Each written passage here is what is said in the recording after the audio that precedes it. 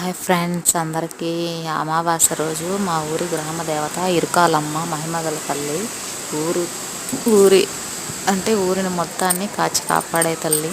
మనం ఎక్కడికి వెళ్ళాలన్నా, ఊరి నుంచి బయటికి వెళ్ళాలన్నా, బయట నుంచి ఊరికి వచ్చినా కూడా అమ్మవారిని దర్శనం చేసుకొని ఏ పని చేసినా మంచి జరుగుతుంది. అమ్మవారు మనకు తోడుగా ఉంటుందన్నమాట. మా ఊరు ఇరుకాలమ్మ తల్లి అమ్మవారి గుడికి అమావాస్య రోజు వెళ్ళాను అన్నమాట. చాలా హ్యాపీగా అనిపించింది నాకైతే. మీ ఊర్లో ఏ గ్రామ దేవతలు ఉంటారో కామెంట్ ద్వారా తెలియచేయండి. అమ్మవారు చాలా మహిమగల అమ్మవారు అన్నమాట ఫ్రెండ్స్.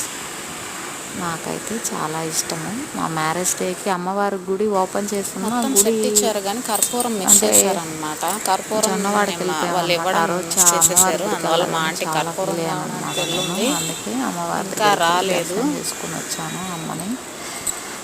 అన్నీ కర్పూరం రప్పించుకుంటుంది అన్నమాట. నా దగ్గరికి మీరు రాకుండా వెళ్తున్నారా అని చెప్పేసి లోపల అమ్మవారిని అమ్మవారే గుర్తొస్తుంది. మళ్ళీ శివాలయం వెళ్దాం ఫ్రెండ్స్. శివాల అమావాస్య కదా, అమ్మవారిని దర్శనం చేసుకుంటే చాలా మంచిది. అమ్మవారికి చూడండి, రాహుకాల దీపారాధన విశిష్టత ఎంత బాగా చెప్పుకున్నారు. మంగళవారం పూట మీకు ఇంట్రెస్ట్ ఉన్న వాళ్ళు పెట్టుకోండి ఫ్రెండ్స్. లోకల్స్ అయితే వెళ్ళి పరమేశ్వరి తల్లి ఓకేనా.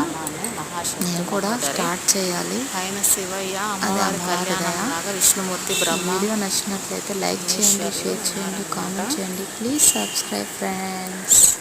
ఇంత లోపల దీపానికి కర్పూరం మర్చిపోయాను అన్నమాట. షాప్ ఆమె కర్పూరం ఇవ్వడం మర్చిపోయింది. కర్పూరానికి మళ్ళీ మా ఆంటీని పంపించి మళ్ళీ తెప్పించి దీపం వెలిగించాను అన్నమాట. అందువల్ల దీపం పెట్టేటప్పుడు కొద్దిగా ఆలస్యం అయిందన్నమాట. పెద్ద దీపాలు కొంచెం కర్పూరంతో వెలిగిస్తే మంచిగా వెలుగుతాయి అన్నమాట. Please subscribe. ఇదే మా ఇరుకాలమ్మ గుడి. Bye friends.